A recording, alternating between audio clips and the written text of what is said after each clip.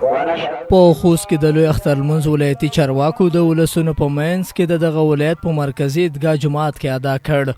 دلته دیني علما کرامو په خپلو خبرو کې له شتمنو کسانو وغوښتل چې په خپل ګاونډ کې د ناچاره بې سرپرسته یتیمانو او کڼډو مېرمنو ته د قربانۍ په غوښو کې تر خپله وسه همکاري وکړي. قرباني غوښه صرف ما ځان نه ده چې سړی قرباني وکړي، ما ورته خوا کې ګاونډیان لرو، غریبان لرو، یتیمان لرو، کونډې لرو.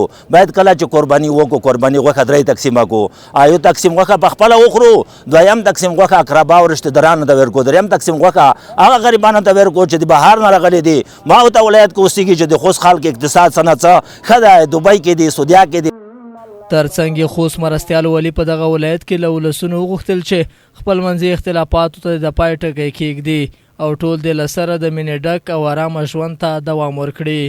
د ټولو خوست میشتو ولسونو نه دا غوښتنه احتراما کوو چې نن د اختر ورځ ده، داسې ولسونه او داسې قومونه، داسې کلي شته او حتی داسې پلرین شته چې د دوی په مابین کې شخصي تعصبات او شخصي بدۍ وي.